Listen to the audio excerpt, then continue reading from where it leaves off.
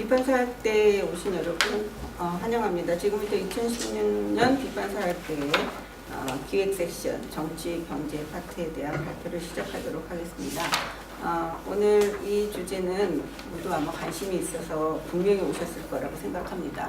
빚을 권하는 사회, 저성장, 고부채 사회의 구조화와 행위 양식에 대한 세 분의 발표와 그리고 세 분의 토론을 이렇게 진행하도록 하겠습니다. 저희가 10분 늦었습니다. 그렇기 때문에 조금 빨리 진행하도록 하겠습니다. 저는 사회를 맡은 성공회대학교 민주주의 연구소의 오이석입니다.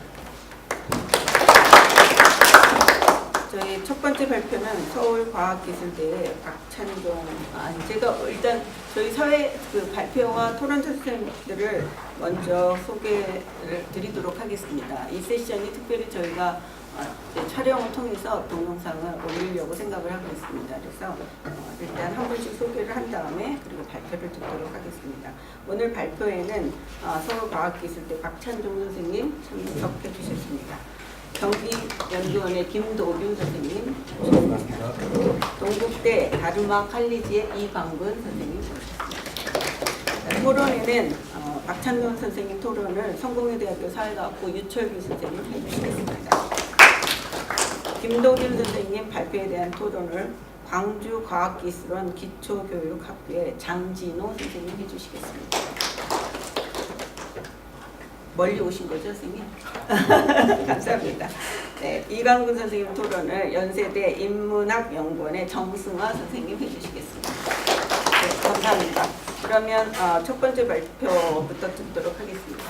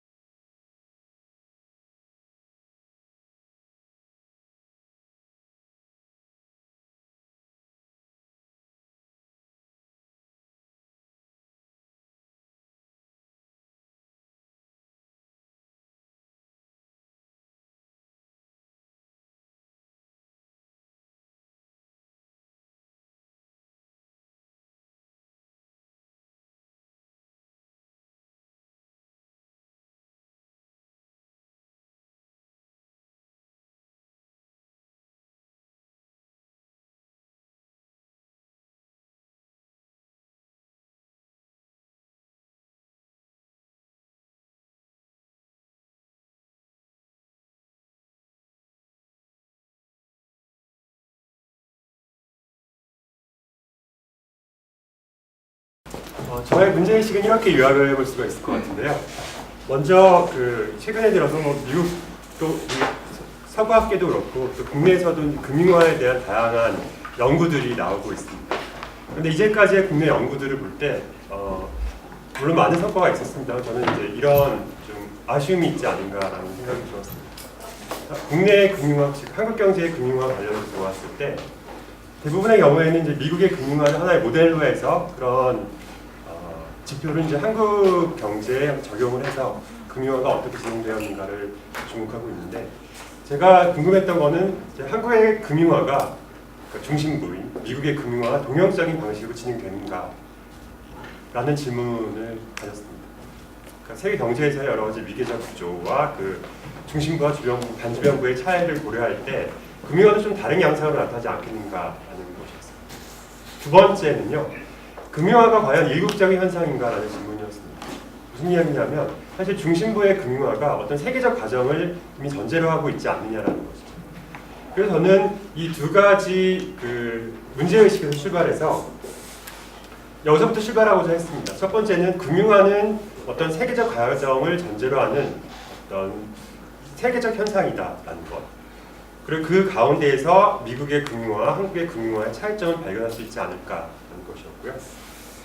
따라서 한국의 금융화의 특성이라는 것은 이제 한국 경제가 이런 세계적 과정으로서의 금융화에 어떠한 방식으로 결합되느냐에 좀 주목할 필요가 있지 않을까라고 생각을 했습니다. 약간 논쟁적일 수 있겠습니다. 저는 이 금융화에 대해서 금융화를 어떻게 출발할 것인가라는 문제와 관련해서 여기서부터 출발하고자 했습니다. 어떻게 보면 이제 포스트 케인즈형과 막스주의 사이에서의 논쟁에서 좀 아이디어를 얻었는데요. 제가 주목했던 것은 포스트 케인즈형인 폴린이라는 학자와 막스주의자라고 할 수 있는 아리기 사이의 논쟁이었습니다. 이 논쟁에서 이제 핵심적인 부분은 바로 이것이었던 건데요. 금융이윤이라는 것이 금융이윤의 원천이 뭐냐라는 것이죠. 즉 대부분의 이제 잉여 가치가 생산에서 산출된다면, 그리고 그때 이제 금융이윤은 어디서 나오느냐는 것인데요. 이제 아리기가 장기 20세기를 발표하고 난 이후에 여러 가지 사회학 내에서도 금융화에 대한 논의들이 나왔는데, 여기에서 이제 폴린이 이런 문제 제기를 한 바 있습니다. 아리기는 이제 금융적 축적이라는 것이 생산 부분의 이윤이 생산 부분이 위기에 처했을 때 이제 금융 부분의 이윤으로 자본이 이동하는 현상이라고 이렇게 설명을 한 바 있는데, 폴린이 보기에는 그렇다면 아리기의 틀에 따르면 그런 이론적 틀에서 금융 이윤이라는 것이 도대체 어디서 나오는지 아리기는 좀 모호하다라는 것이죠. 여기에 대해서 이제 아리기는 이렇게 응답한 바 있습니다. 즉 금융 이윤의 원천은 유동자본을 향한 국가 간 경쟁에 의해서 추동되는 소득과 부의 재분배부터 나온다라고 이렇게 대답을 한 바 있는데요. 대부분의 이 아리기와 폴린의 논쟁에 대한 관전평은 폴린이 정당한 문제 제기를 했던 데 반해서 아리기는 좀 모호하다, 여전히 대답이 모호하다라는 것이 일반적 평가였던 것 같습니다.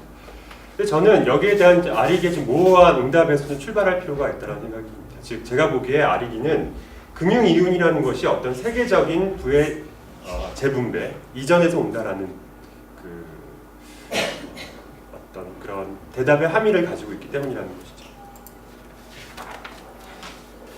좀 논쟁적일 수 있겠습니다만, 제가 금융적 수탈이라는 것을 이렇게 금융화를 이제 금융적 수탈이라는 관점에서 접근해 볼 수가 있다고 생각을 합니다. 수탈을 어떻게 정의할 것이냐는 사실 논쟁적인데요. 거기는 좀 차치해 두고, 저는 금융 이윤이라는 것이 적어도 이런 수탈을 통해서 나온다라고 보고 있고, 그러니까 금융 이윤이라는 것은 결국 금융적 경로를 통한 금융적 수탈의 결과 혹은 부의 이전이다라고 이렇게 정의를 해보고자 합니다. 그런데 금융적 수탈에는 제가 보기에 크게 세 가지 경로가 있겠다라는 생각이 드는데요. 저는 그 세 가지를 부문간 이전으로부터, 그리고 두 번째는 시점 간 이전으로부터, 세 번째는 이제 지역 간 이전으로부터, 그 세 가지의 이런 수탈의 층위로부터 금융 이윤이 나오는 것이 아니냐라고 이렇게 생각을 합니다. 생산 부분에서 금융 부분의 수탈이라는 것은 많은 이제 케인지언들이 주목했던 바이기도 한데요. 그러니까 생산 부분이 만들어낸 이윤 중에 일부가 배당과 이자라는 형태로 금융 이윤으로 차감된다는 것이죠. 두 번째는 이제 시점 간 부의 이전이라고 볼 수 있는데, 그러니까 모든 특히 금융시장에서 거래되는 증권은 결국 증권 거래를 통한 이윤이라는 것은 결국 미래소득을 현재화한 결과다라고 이렇게 보았습니다. 그리고 세 번째, 그리고 마지막 이 부분은 많은 부분 주목받지 못했던 건데, 저는 이제 금융시장이 세계화된 이후에 이런 세계화된 금융시장을 매개로 해서 계속적으로 주변부에서 생산된, 특히나 제조업 부분에 산출된 이윤이 계속적으로 중심부의 금융 자본으로 계속 이전된다 하는 데 좀 주목을 하고자 했습니다. 특히 금융화는 이 세 가지 경로의 금융적 수탈 과정이 서로 계속적으로 상호 의존하면서 서로가 서로를 계속 강화하는 현상이다라고 이렇게 볼 수 있을 것 같습니다. 저는 앞에서 보여드렸던 금융수탈의 세 가지 층위 가운데 세 번째 측면, 즉 지역 간 부의 이전에 주목을 하면서요, 한국의 금융화를 어떤 종속적 금융화라고 규정할 수 있지 않을까라는 생각을 했습니다. 특히 금융화에 있어서 우리가 주목해 봐야 될 것은요, 특히 외환위기 이후에 어떤 금융개방이라는 제도적 변화 이후에 금융 유입과 금융 유출이 어떠한 방식으로 변화했는가를 우선적으로 출발점으로 삼아야 될 거라는 생각이 듭니다. 그래서 저는 이제 외국인 국내 금융 투자, 그 엄밀하게 말하면 이제 비거주자와 이제 거주자로 나눠야 될 텐데 편의상 외국인과 내국인을 씁니다.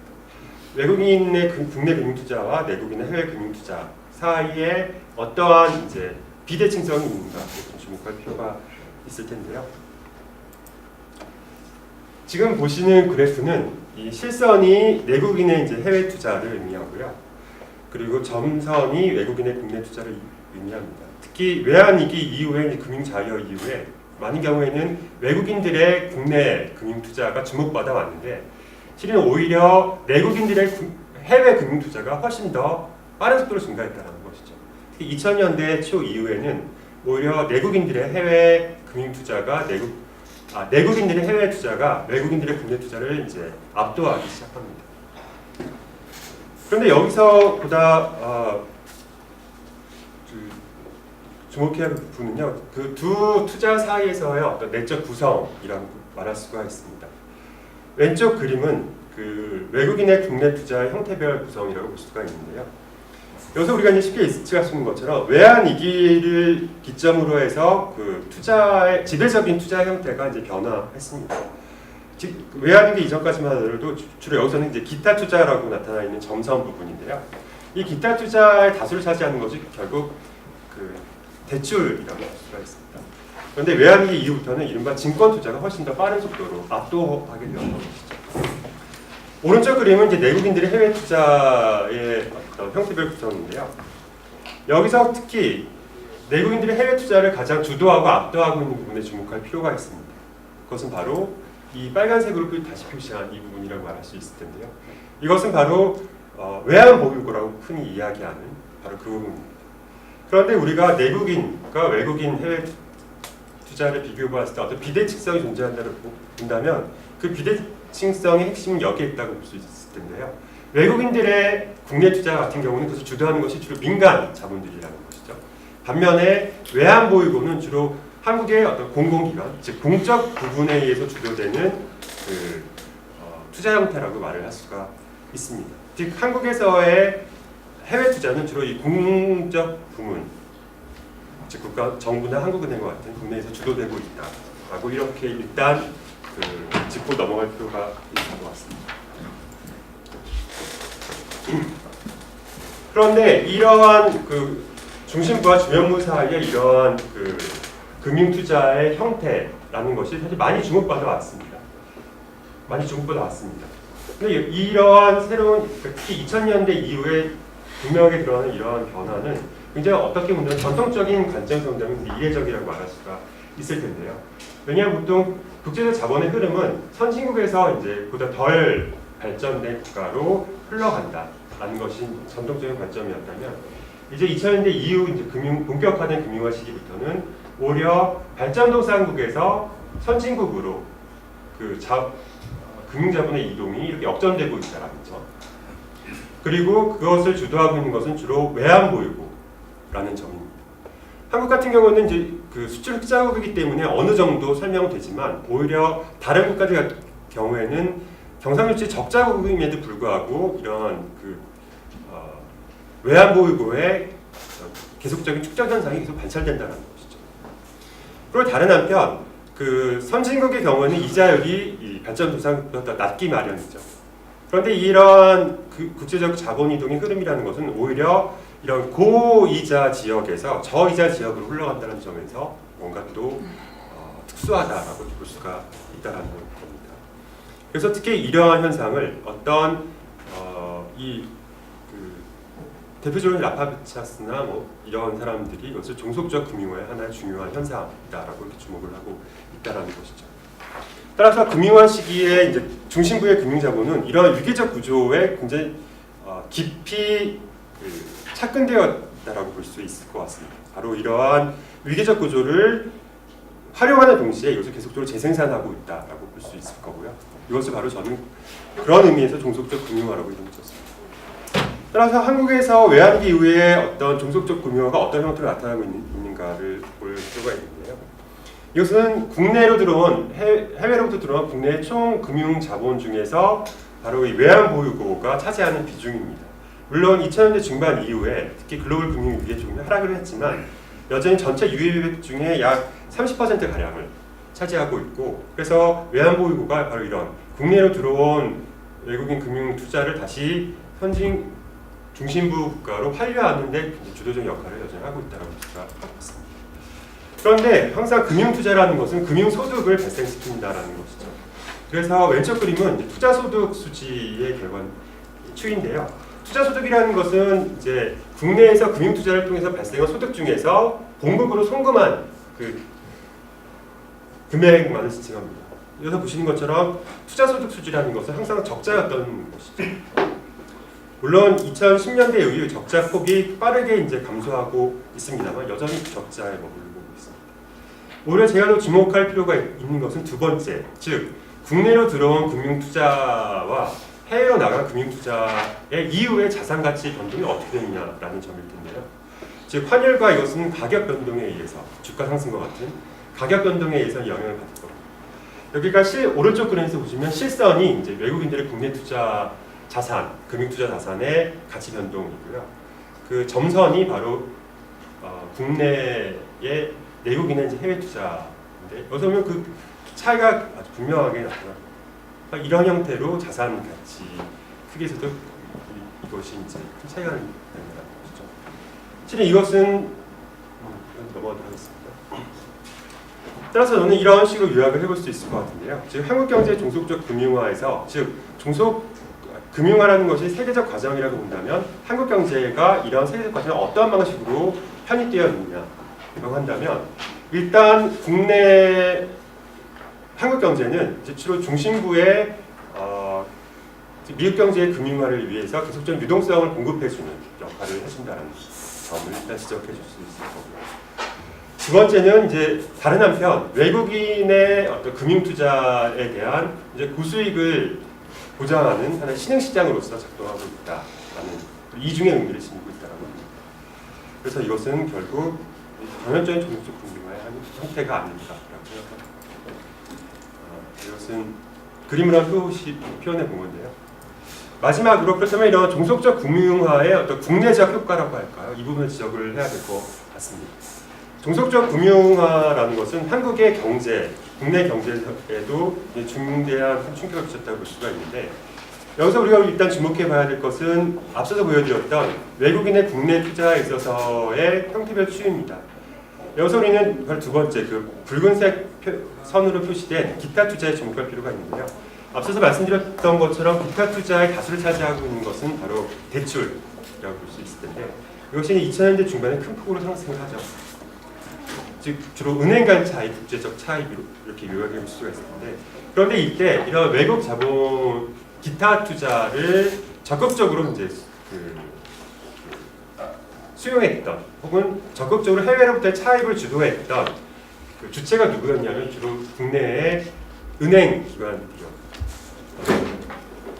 그런데 이런 국내 은행의 어떤 해외 차입의 증가라는 것은 뭐 여러 가지 설명이 되어 있었는데, 사실 이 부분에 이제 국내 조선업과 중화공업으로부터 국내 은행과 거래되는 선물한 거래가 크게 증가를 했습니다. 근데 약간 복잡한 과정을 게재되어 있는데, 이런 선물한 거래는 결국 해외로부터의 달러와 차입을 증가시킨 겁니다. 그런데 이런 차입을 통해서 다시 이것을 원화로 바꾸고, 바로 이런 새롭게 마련된, 그러니까 현물한 거래, 은행들의 현물한 거래를 통해서 마련된 이 자금이 국내의 이제 대출 자금으로 또 유입되기 시작을 했던 것이죠. 그리고 특히나 이런 은행들의, 특히 이때는 예금이 굉장히 줄어들고 있는 추세에서 이러한 식의 해외 차입이라는 것은 국내 은행들의 대출 여력을 크게 신장시켰다고 말할 수가 있습니다. 그래서 특히 2000년대 이후에 가계 대출의 증가라는 것은 이 공급 측면, 은행들이 어떻게 공격적인 대출 자금을 어떻게 조달할 수 있었느냐를 주목할 필요가 있다고 생각하는데요. 바로 그 부분에도 영향을 미쳤고, 결국 이러한 금융화 과정이 국내의 가계 대출의 증가에도 직접적인 영향을 미쳤다고 볼 수 있을 것 같습니다. 두 번째는요, 바로 국가 부채의 증가라고 이렇게 볼 수가 있을 텐데, 특히 한국 정부의 공격적인 이런 외환 보유고 축적이라는 것은 항상 비용을 수반하게 됩니다. 즉 외환 보유고를 축적하기 위한 지출, 부채가 증가한다는 것이죠. 크게 보면 이제 국내에 들어온 달러를 매입하기 위한 외환 안정용 국채를 발행을 하게 되고요. 또 이러한 상황에서 그 달러를 매입함으로써 원화가 유출이 되는데 이렇게 되면 통화량이 증가하기 때문에 이런 통화량을 다시 환수하기 위해서 한국은행은 통화채를 또 발행하게 됩니다. 사실 이 두 가지 채권은 거의 동일한 기능을 가진다고 볼 수 있을 텐데요. 이러한 국가 채무도 굉장히 큰 폭으로 증가를 하게 되는 것이죠. 따라서 이것은 결국 빠른 속도 2000년대 이후에 빠른 속도로 증가하면서 결국 GDP 대비 약 25%에 달하고 있습니다. 자, 마지막으로 결론입니다. 저는 한국 자본주의가 이제 세계적 과정으로서 금융화에 종속적으로 편입되고 있다라고 이제 생각을 하고요. 또 한국 금융화의 특수성을 여기서 찾아야만 한다라고 생각을 합니다. 근데 마지막으로 본격적으로 다루지 않았지만 이런 종속적 금융화 갖는 어떤 국내적 함의는 이렇게 이야기해 볼 수가 있을 것 같아요.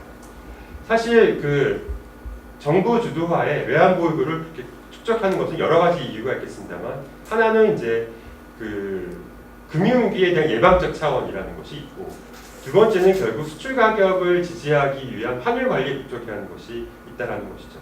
그런데 그러한 금융, 즉 종속적 금융화가 정부 주도하에 이루어진다면 그러한 방식의 종속적 금융화 과실이 누구에게 집중되느냐? 제가 보기에 그것은 이제 재벌에게 집중되는 반면 그 비용이라는 것은 굉장히 사회화되고 있다는 것이죠. 국가 부채 형태로, 가계 부채 형태로. 이렇게 본다면 한국의 금융화는 양면의 측면을 동시에 가지고 있다고 볼 수 있습니다. 하나는 어떤 종속 심화의 계기인 동시에 또 한편으로는 앞서 말씀드렸던 것처럼 국내 재벌들에게 그 과실이 집중된다는 의미에서 독점 재벌 제재가 또 강화되는 계기이기도 하다는 것이 이상입니다. 감사합니다. 네, 감사합니다. 저희 두 번째 발표 듣고 토론하도록 하겠습니다.